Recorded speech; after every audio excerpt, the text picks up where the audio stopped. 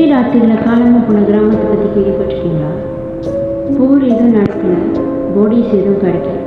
அந்த ராத்திரி இருந்ததெல்லாம் அமைதி மட்டும். ராஜஸ்தானுக்கு நடுவில் இருக்கிற ஒரு பாலைவனம், காலத்தால் மறக்கப்பட்ட ஒரு கிராமம்.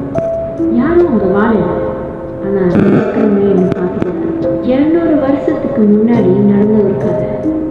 சூரியன் அஸ்தமம் ஆனக்கப்புறம் யாருக்கும் அங்கே இருக்கிறதுக்கு தைரியம் இல்லை. அப்படி இங்கே இருக்கிறதுக்கு முயற்சி பண்ணவங்க யாரும் திரும்பி வந்ததில்லை. அன்றைக்கி இரவு உண்மையிலே அங்கே என்ன நடந்துச்சுன்னு யாருக்கும் தெரியும். அங்கே இருந்தவங்க எல்லாம் எங்கே போனாங்கன்னு தெரியல, ஆனால் ஏன் போனாங்கன்னு தெரியல.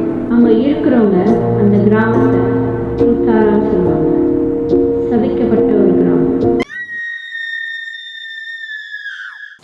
ஹாய், ஹலோ, வணக்கம் மக்களே. நான் உங்கள் இன்சோல் வ்ளாக்ஸ் உங்களை அன்போடு வரவேற்கின்றது.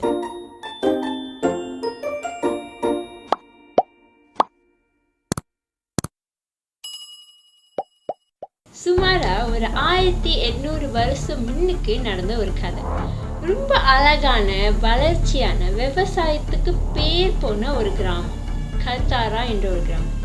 அந்த கிராமத்துல யார் வசிச்சு வந்தாங்கன்னு பார்த்தீங்கன்னாக்கா பள்ளிவாழ் பிராமின்ஸ்.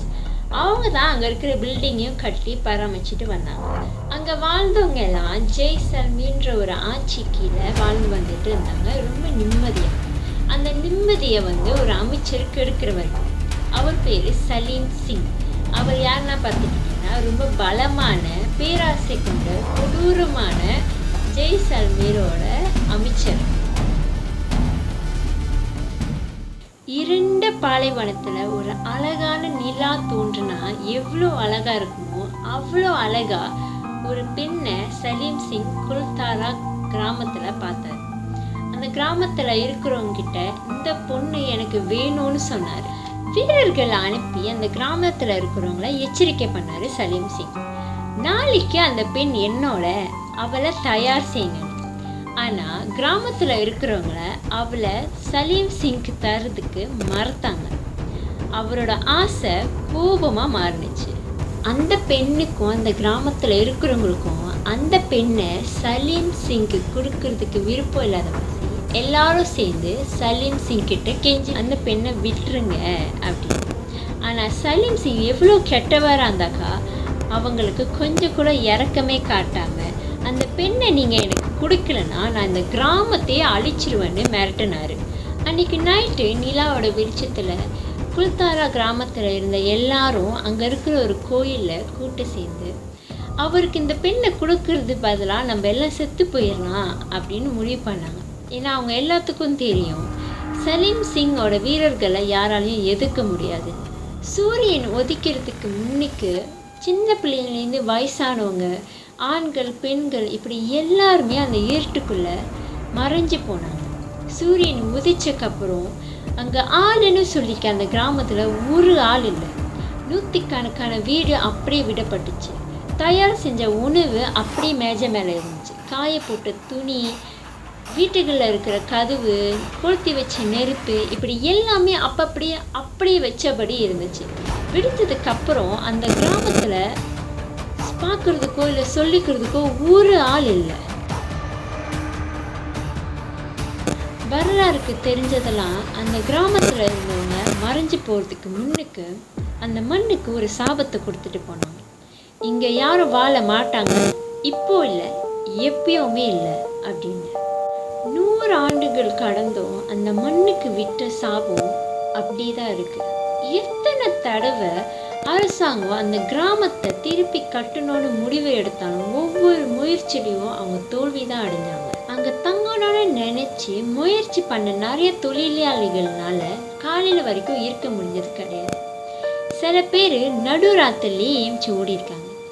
இன்னும் சில பேர் என்ன சொல்கிறாங்கன்னா அங்கே சமைக்கிற மாதிரி வளையல் சத்தம், பிள்ளைங்க அழுவுறது, நடக்கிறது, பேசுறது, இந்த மாதிரி நிறைய சத்தங்கள் நைட் ஆனாக்கா கேட்குதுன்னு சொல்லியிருக்காங்க. இவ்வளோ ஏன், அங்கே இருந்த நிறைய பேர் கருப்பு உருவங்களையும் பார்த்துருக்காங்க. அவங்க தோள்பட்டியில் யாரும் கை வைக்கிற மாதிரியும் உணர்ந்திருக்காங்க. இன்னும் சில தொழிலாளிகள் சம்பந்தமே இல்லாமல் திடீர்னு காய்ச்சல சீக்கில் விழுந்தாங்க. இன்னும் சில பேருக்கு அங்கே என்ன நடந்துச்சு, அவங்க என்னத்தை பார்த்தாங்கன்னு சொல்கிற ஒரு தைரியம் கூட இல்லை. 2010 அமானுஷ ஆய்வாளர்கள் பேரநார்மல் இன்வெஸ்டிகேட்டர்ஸ் பேய் அமானுஷமான சக்திகளை ஆராய்ச்சி பண்ணுறவங்க கல்தாராக்கு போயிருந்தாங்க. அப்படியே அவங்க அங்கே கொண்டு போன கேமராஸ் எதுவுமே சரியாக வேலை செய்யாமல் போணுச்சு. ஆனால் அவங்க கேட்ட ஒரே விஷயம் என்னன்னா, ராஜஸ்தான் மொழியில் பேசுகிற சத்தங்களை கேட்டாங்க. நான் முன்னாடியே சொல்லியிருந்தேன், அங்கே வாழ்ந்து வந்தவங்க எல்லாமே பழையவாழ் பிராமின்ஸ். அப்புறம் எப்படி ராஜஸ்தான் மொழின்னு யோசிப்பீங்க. அவங்க அந்த கிராமத்திலே ரொம்ப வருஷமாக ராஜஸ்தான்லேயே வாழ்ந்ததுனால அவங்களுக்குலாம் ராஜஸ்தான் மொழி தெரியும். அங்கே போன ஒரு இன்வெஸ்டிகேட்டர் பாரம்பரிய உடை அணிந்து ஒரு பெண் முகத்தை மூடி மெதுவாக நடந்து போனதாகவும், அந்த பெண்ணை அவர் கூப்பிட முயற்சி பண்ணும்போது அந்த பெண் அங்கிருந்து மறைஞ்சு போனதாகவும் சொல்கிறாங்க. இன்னொன்று சொல்கிறேன், கேட்குறீங்களா? பொதுவாக யாராச்சும் ஒரு இடத்த ஆராய்ச்சி பண்ண போனாங்கனாக்கா கண்டிப்பாக அவங்க 2-3 தடவையாவது திருப்பியும் மறுபடியும் போய் அவங்க ஆராய்ச்சி பண்ணுவாங்க. ஆனால் இந்த இடத்த ஆராய்ச்சி பண்ண போனவங்க திருப்பியும் மறுபடியும் வரவே இல்லை. இன்னும் சில பேர் என்ன சொல்கிறாங்கன்னா, அங்கே வாழ்ந்து வந்த பிராமின்ஸ் யாருமே இருட்டில் மறைஞ்சது கிடையாது. அவங்க வேறு நாட்டுக்கு வேறு பேரில் அவங்களோட அடையாளத்தை மறைச்சி வாழ்ந்துக்கிட்டு இருக்கிறதா சொல்கிறாங்க. ஒரு ஃபன் ஃபேக்ட் சொல்லிட்டா, அவங்க காணாமல் போன அதே ராத்திரி வருஷம் அங்கே இருக்கிற சுவர்கள்லேருந்து ஒரு கோல்ட் கலர் லைட்டு வரதாகவும் அந்த லைட்லேருந்து மந்திரங்கள் கேட்குறதாகவும் சொல்லியிருக்காங்க. எல்லாரும் என்ன நினைக்கிறாங்கனாக்கா, அவங்களுக்கு நடந்த அந்த பாவம் இந்த உலகத்துக்கு ஞாபகப்படுற வகையில் இந்த மாதிரி வருஷத்துக்கு ஒரு தடவை நடக்குதுன்னு நம்புகிறாங்க. இப்போ அரசாங்கத்து உதவியினால் குல்தாரா பாரம்பரிய தலமாக ஆயிடுச்சு. சுற்றுலா பயணிகள் அங்கே போய் செல்ஃபி ஃபோட்டோஸ்னு என்ன வேணாலும் எடுக்கலாம். ஆனால் அங்கே இருக்கிற சூரியன் மறைவது வரைக்கும் தான். ஏன்னா இருட்டானக்கப்புறம் அங்கே இருக்கிற காற்று கூட பாரமாக இருக்கும்.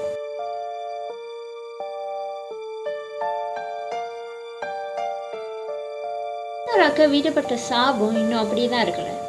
ஒருவேளை அந்த கிராமத்தில் வாழ்ந்தவங்க இன்னும் அங்கேயே இருந்தாக்கா, யார் மறுபடியும் அவங்களோட சந்தோஷத்தை நிம்மதியை கெடுக்க வராங்கன்னு காத்து கொண்டு இருந்தாக்கா, தெரியாதனமா ராஜஸ்தானுக்கு போயாச்சு.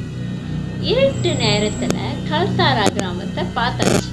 இப்போ என்ன பண்ணுவீங்க? நான் சொன்ன கதை பொய்யா நிஜமானு தெரிஞ்சுக்க ஆசைப்படுவீங்களா? இல்லை நம்மளுக்கு எதுக்கு வெம்புன்னு கிளம்பி வந்துடுவீங்களா?